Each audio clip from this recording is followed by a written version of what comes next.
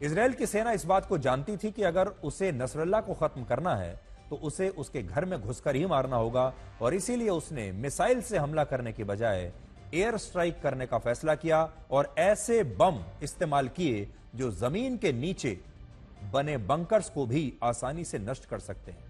और इस air strike में F-15 सीरीज के कुल 8 लड़ाकू विमान शामिल थे और हर लड़ाकू विमान 6 बस्टर बॉम्ब से लैस था। हर विमान में 6 बस्टर बॉम्ब्स लगे हुए थे और इन बॉम्ब्स को ब्लू 109 बॉम्ब्स कहते हैं, जिसका मतलब होता है बॉम्ब लाइव यूनिट, BLU। और इजराइल को ये बॉम्ब्स अमेरिका से मिले हैं, जिनका वजन होता है लगभग 900 किलोग्राम। ये ऐसे बॉम्ब्स होते हैं जो जमीन के नीचे मिट्टी की 30 मीटर की परत को या कंक्रीट की 6 फीट की परत को भी बहुत आसानी से भेद कर अपने लक्ष्य को नष्ट कर सकते हैं। और इस एयर स्ट्राइक में भी हिजबुल्लाह के बंकर्स पर इजराइल के लड़ाकू विमानों से यही बम बरसाए गए थे। सबसे पहले ईरान के एक एजेंट ने मोसाद को यह खबर दी कि नसरल्ला बेरूत के सेंट्रल हेडक्वार्टर में बैठक करने के लिए पहुंच चुका है। इसके बाद इजराइल की सीमा से 70 किलोमीटर अंदर घुसकर F-15 सीरीज के लड़ाकू विमानों ने उस पर ये बस्टर बॉम्ब्स गिराए। और ये बम कितने खतरनाक थे इसका अंदाजा आप इतने बड़े विशाल गड्ढे से लगा सकते हैं। तस्वीरें आपको हम दिखाएंगे अभी। देखिए कितना बड़ा गड्ढा उस बॉम्ब से हुआ है, इससे आप अंदाजा लगा सकते हैं कि कितना शक्तिशाली बॉम्ब वो रहा होगा।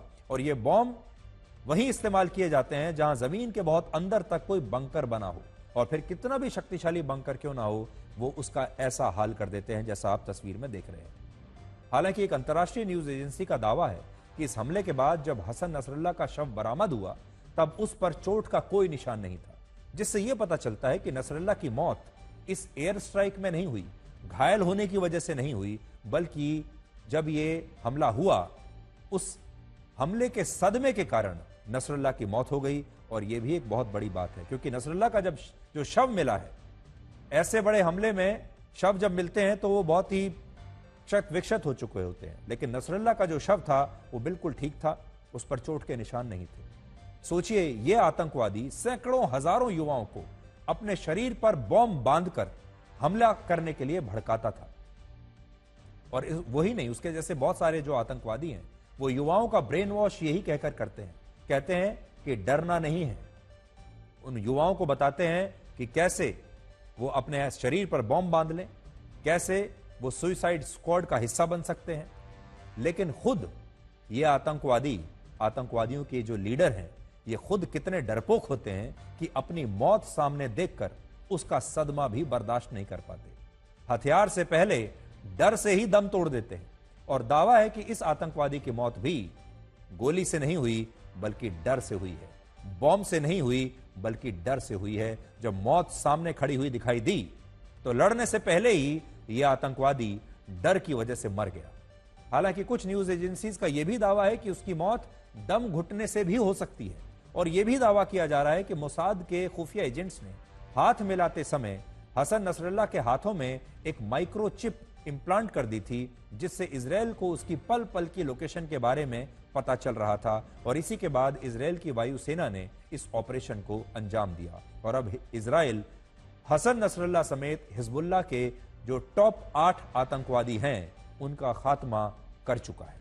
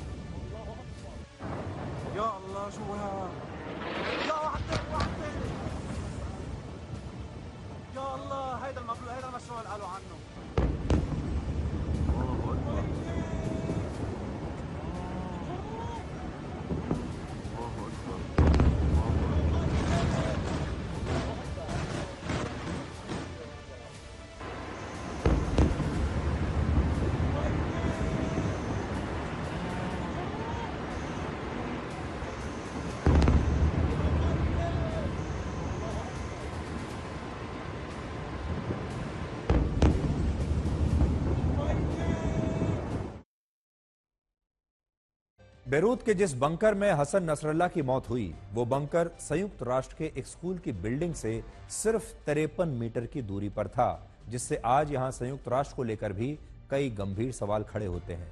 और इजराइल ने यह पूछा है कि क्या संयुक्त राष्ट्र को भी ये बात पता नहीं थी कि उसके स्कूल के इतने करीब आतंकवादी मीटिंग कर रहे थे, उसके चलाए जा रहे स्कूल के इतने करीब आतंकवादियों का हेडक्वार्टर था और आतंकवादी वहीं से आतंकवाद फैला रहे थे संयुक्त राष्ट्र की नाक के नीचे से। यह सब हो रहा था और संयुक्त राष्ट्र को इसकी कोई खबर ही नहीं है। नसरल्ला की मौत का बदला लेने के लिए यमन के आतंकवादी संगठन हूती ने भी इजराइल के प्रधानमंत्री बेंजामिन नेतन्याहू को जान से मारने की कोशिश की है हाल ही में, लेकिन इजराइल के एंटी मिसाइल डिफेंस सिस्टम, जिसे हम आयरन डोम कहते हैं, आयरन डोम ने इस मिसाइल को हवा में ही नष्ट कर दिया, वरना नेतन्याहू के ऊपर हमला हो चुका था। इजराइल की सेना के मुताबिक जिस वक्त नेतन्याहू का विमान न्यूयॉर्क से लौटने के बाद टेल अवीव के एयरपोर्ट पर लैंड हुआ, उस समय यमन से हूथी के आतंकवादी इस विमान को लगातार ट्रैक कर रहे थे और उन्होंने फिलिस्तीन 2 नाम की एक बैलिस्टिक मिसाइल से इस विमान को निशाना बनाने की कोशिश की थी। यानी इस विमान पर उन्होंने एक मिसाइल छोड़ी थी, इस विमान पर हमला किया था। लेकिन इसके बाद जब सायरन बजने लगे तो कड़ी सुरक्षा के बीच नेतन्याहू को एयरपोर्ट के ही एक बॉम्ब शेल्टर में पहले ले जाया गया और बाद में इजराइल ने इस मिसाइल को हवा में ही नष्ट कर दिया और इस हमले में नेतन्याहू बाल बाल बच गए। हालांकि हूती के प्रवक्ता ने कहा है कि इजराइल की सेना हर बार नेतन्याहू की जान बचाने में सफल नहीं होगी और वो नसरल्ला की मौत का बदला एक ना एक दिन जरूर लेगा।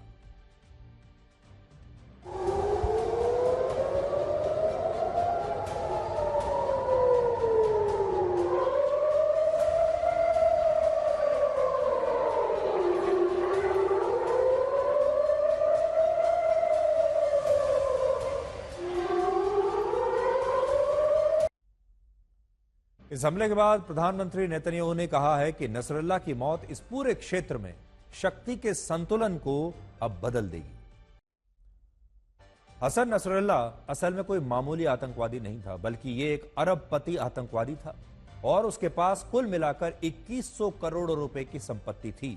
और पिछले संसदीय चुनाव में नसरल्ला की पार्टी ने लेबनान की 128 में से 13 सीटें जीती थी और यह आतंकवादी लेबनान का अब एक नेता भी बन चुका था। हसन नसरल्ला पिछले 32 वर्षों से हिजबुल्लाह का सुप्रीम लीडर था, जिसका जन्म एक बेहद ही गरीब परिवार में हुआ था। उसके पिता सब्जी बेचने का काम करते थे, जबकि नसरल्ला बचपन से ही काफी कट्टर था, कट्टर विचारधारा का था, जो पहले अमल आंदोलन से जुड़ा रहा। बाद में उसने ईरान के नजफ जाकर वहां के मदरसों में भी पढ़ाई की और वहां उसकी मुलाकात ईरान की क्रांति के जनक आयतुल्ला रुहुल्ला खोमेनी से हुई।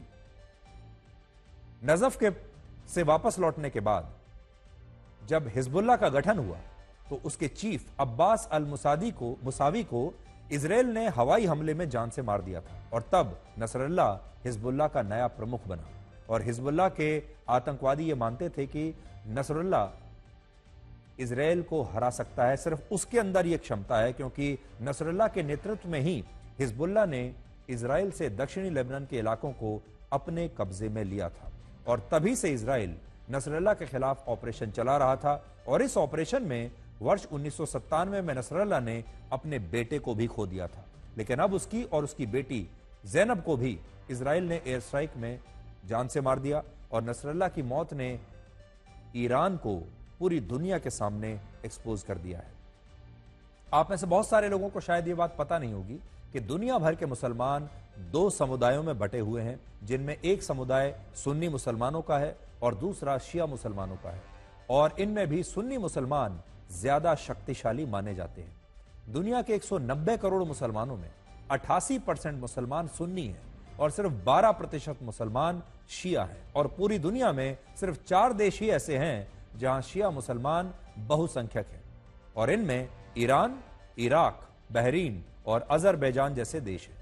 जबकि हमारे देश भारत में भी सुन्नी मुसलमानों की आबादी 85% है और शिया मुसलमान सिर्फ 15% हैं। दुनिया के 12% शिया मुसलमानों का असली ठेकेदार बनने के लिए ही ईरान ने लेबनान में हिजबुल्ला और यमन में हूती जैसे आतंकवादी संगठन बनाए जो शिया विचारधारा को मानते थे और उसे प्रमोट करते थे। और ईरान ने हिजबुल्ला और हूती को पैसा दिया, आर्थिक मदद दी, हथियार दिए, उनका पूरा संरक्षण किया, यहां तक कि उनकी मदद से दूसरे देशों की राजनीति में भी दखल दिया। और आज सुन्नी बहुल देश सीरिया में एक शिया सरकार है जिसे हिजबुल्ला अपना समर्थन देता है। और सबको यही लगता है कि जब हिजबुल्ला या हूती पर कभी इजराइल हमला करेगा तो ईरान उसका जरूर बदला लेगा, क्योंकि ईरान उनके पीछे खड़ा है। लेकिन इस बार ईरान ऐसा कुछ नहीं कर पाया और ईरान एक्सपोज हो गया। आपको याद होगा, पहले ईरान में हमास का चीफ इस्माइल हनिये मारा गया, ईरान की जमीन पर उसे मार दिया गया और ईरान कुछ नहीं कर पाया। और अब इजराइल ने लेबनान में हिजबुल्ला के चीफ को मार दिया और ईरान अब भी चुप बैठा है। और इजराइल ने ऐलान किया है कि वो हिजबुल्ला को अब जड़ से खत्म कर देगा।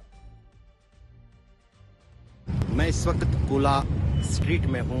ये कोला स्टेशन के नाम से बीरूत के शहर में टैक्सी स्टैंड का इलाका है, जहां से टैक्सियां हर एक इलाके में जाती हैं। यहीं पर रविवार देर रात को इस बहुमंजिले इमारत को इजरायली ड्रोन्स ने निशाना बनाया, जो आप मेरे पीछे से दिख रहे हैं। और इसमें आप देख लीजिए कि दो जो मंजिल हैं उनको खास तौर से निशाना बनाया गया है और उनमें जितने भी लोग थे वो उस मिसाइल स्ट्राइक में मारे गए हैं। ये पहली बार हुआ है जब कि साउथ बीरूत को छोड़कर बीरूत शहर के भीतर इजराइल ने पिछले एक साल के युद्ध के दौरान कोई कार्रवाई की हो। कहीं न कहीं ये साफ संकेत दे रहा है कि आने वाले दिनों में इस अंदाज से बीरूत को भी इजराइल ने निशाना बनाया है। उससे कहीं न कहीं ये तनाव सिर्फ लेबनान और फलस्तीन के बीच में बल्कि पूरे इस खाड़ी क्षेत्र में जो है घेर सकता है। आखिर में हम आपसे यही कहना चाहते हैं कि जो इस समय आप देख रहे हैं ये एक धर्म युद्ध है और इसीलिए ये जो युद्ध है ये बाकी युद्धों से आपको अलग दिखाई देगा। ये रशिया और यूक्रेन जैसा युद्ध नहीं है। रशिया और यूक्रेन तो जमीन के लिए लड़ रहे हैं, अपनी सीमाओं के लिए लड़ रहे हैं, भूमि के लिए लड़ रहे हैं, एक दूसरे पर कब्जा करना चाहते हैं, इसलिए लड़ रहे हैं। लेकिन ये जो युद्ध है ये असल में जमीन का युद्ध नहीं है, ये धर्म युद्ध है और धर्म के आधार पर यह युद्ध लड़ा जा रहा है। और धर्म, आतंकवाद देखिए कहां कहां पहुंच चुका है। आतंकवाद धर्म तक पहुंच चुका है, आतंकवाद राजनीति तक पहुंच चुका है और हिजबुल्ला जैसे जो आतंकवादी संगठन हैं अब ये राजनीति में प्रवेश कर चुके हैं। लेबनान में जो सरकार है, लेबनान में ये लोग चुनाव लड़ते हैं, इनकी अपनी एक पार्टी है, इनके अपने सांसद हैं, इनके अपने विधायक हैं और ये वहां पर सरकार में शामिल होते हैं। हूथी भी राजनीति में आ चुका, हिजबुल्ला राजनीति में आ चुका। पाकिस्तान में आपने देखा होगा जो बड़े बड़े आतंकवादी संगठन हैं वो भी राजनीति में आ चुके, वो भी चुनाव लड़ते हैं। और अगर आप देखेंगे हमारे देश में कश्मीर में भी जब चुनाव हो रहे हैं तो बहुत सारे फॉर्मर मिलिटेंट्स, पूर्व आतंकवादी या ऐसे लोग जिनका आतंकवादी संगठनों से कोई ना कोई संबंध रहा है, आज भी है या पहले रहा होगा, ये सब लोग भी चुनाव लड़ रहे हैं, राजनीति कर रहे हैं। कई लोग तो ऐसे हैं जो जेल से भी चुनाव लड़ते हैं। तो आप इसे इस तरीके से समझिए कि आतंकवाद शुरू होता है धर्म के नाम पर और फिर वो राजनीति में प्रवेश कर जाता है और फिर ये आतंकवादी अलग अलग देशों में जब संसद में बैठने लगते हैं, जब ये लोग मंत्री बन जाते हैं, जब ये सरकारें चलाने लगते हैं तो फिर ये किस तरह के फैसले करते हैं इसका अंदाजा आप यहां से लगा सकते हैं। आज हम यही कहेंगे कि जब आतंकवाद का धर्म नहीं होता तो आतंकवादियों के समर्थन में इस तरह के दुनिया भर में बड़े बड़े विरोध प्रदर्शन कैसे हो सकते हैं और ये सारे विरोध प्रदर्शन सिर्फ धर्म के नाम पर हो रहे हैं।